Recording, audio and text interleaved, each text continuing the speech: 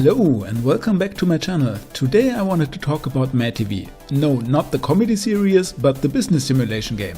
I mentioned Mad TV as an inspiration for my own game Movie Tycoon Simulator in the last video, and several people seemed confused what I was talking about. So I was really surprised to learn that Mad TV is not well known in the United States and only seems to be a popular game in Europe and especially in Germany where it had been developed. As it's a rather unique title and I have fond memories of it, I thought, well, why not just make a video about it, and that's what I'm going to do here.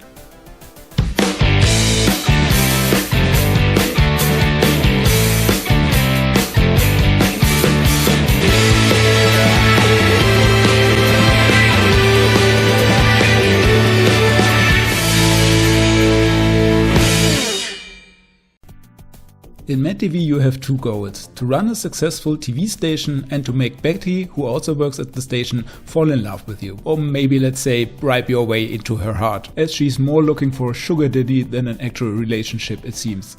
The game has been developed by Rainbow Arts in 1991 and designed by Ralf Stock, who later made more business simulation games and is currently still active as the CEO at 16 Tons Entertainment, the makers of the Emergency series. Now, what does it actually mean to run a TV station in Mad TV? Well, the main focus is the programming schedule, where you have to set up the times where you want to show movies, TV series and ads. Ads provide the majority of your income, but you have to make sure to fulfill the requirements. Sometimes that's just an audience number, but sometimes you also have to make sure to pair it with the right programming genres. You have a limited amount of time to show a fixed set of those ads, and if you fail that, you will actually get a penalty instead of a payment. Then you've also got the news program that you have to update constantly, which will give a boost to the following program. Determining how high your rating and audience numbers actually will be is quite difficult, as there are many factors that are not instantly obvious, like target audiences or how old the movie has been, so you have to be very careful to look at the current numbers and what the next ad has to achieve in order to sometimes make a quick decision to swap out an ad with another one. You can also produce your own shows and series, where you have to get a script first and then select how to fill certain roles for the production, like the actor or the celebrity guest, but you have to be careful that your studio is equipped to even produce the show. Later on you can rent new studios that are bigger, but you have to be careful that you don't buy a script for a studio that you don't own. And then there are also the stations that you can buy to increase your maximum audience, and you can even buy satellite uplinks, but those are very expensive and more for the late game. Now, besides just bribing Becky with expensive gifts, you can also win her heart over if you broadcast more highbrow content, but that will usually not attract a big audience and be quite expensive that way. The interface for the game is quite interesting. As you can see, you move around a character via a point-and-click interface through this tower to get to the different rooms that provide all the functionality that you need. Sometimes there's a bit of guesswork involved when you play the game for the first time on which objects are interactable, and there are quite a few rooms at the start that just show an image and don't actually do anything for you. And it can be quite annoying that you have to go to your office, to the computer, to change the game speed, because that's something that you want to do constantly as the game is running in real time. Still, it shouldn't take you too long to figure it out, and as the game is generally rather slow-paced, it's not a big issue.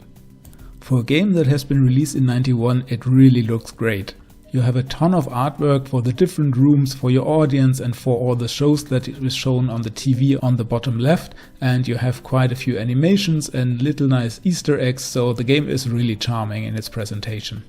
Especially if you think about other business simulation games from that age that come with big tables and spreadsheets and boring numbers, this game really makes a lot out of its graphical interface.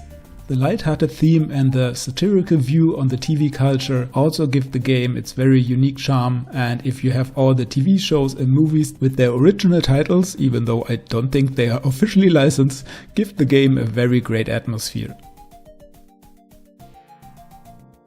I hope you're enjoying the video so far, and if you do, please consider subscribing to the channel to see more retro video games in the future, and give this video a like. And if you're interested in more retro gaming videos, maybe just check out my channel. I've got a lot of uploads there with all the retro PC gaming goodness.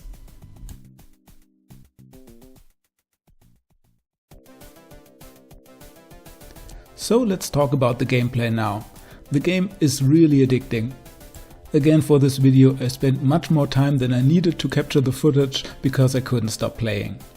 Another reason, unfortunately, is also because I had to restart 2 times because I went bankrupt, which can happen very easily in this game. Sometimes a single ad block that you failed or a random negative event can screw you over, and especially during the first hours you need all the money you can get. But every time you restart the game you have learned something from your last playthrough and get better, so this is really motivating for me. And the main systems are rather transparent. You know when you go bankrupt what you've done wrong and you will learn from it for the future. Still, I feel that there are a few balancing issues where some actions, especially early on, are extremely important, like investing into a new broadcasting station. So the game is not really holding your hand here, especially as for games from that era you don't have a tutorial, just a manual, and there's quite a lot of stuff that you have to figure out by trial and error. Okay, now this sounded more negative than I wanted it to do, because in general the gameplay loop works perfectly. Getting everything done on time, having your program scheduled and be the director of a TV station that's running like an old machine is really satisfying. And with all the TV content, with the shows that you can produce yourself, with the constant progression, the game will keep you entertained for many hours. It's not without reason one of the flagship titles of German economic simulations and a fan favorite among connoisseurs of the genre. It goes without saying that the game received glowing reviews from the German press, calling it one of the best games from the genre.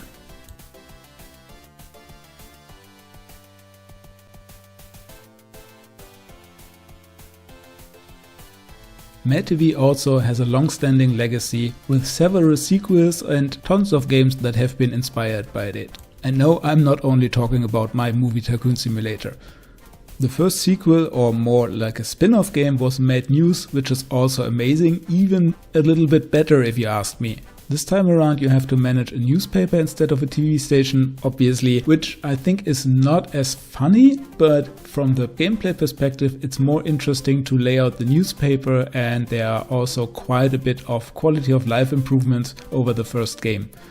Also, what was really amazing about that game was that you could actually read the paper and the articles and you had all the images on there. But unfortunately the game, as far as I know, never got an English translation, so you can only play it in German, which, well, probably is a no-go for most of you. The same goes for Mad TV 2, but I don't think that game improved much on the original anyway.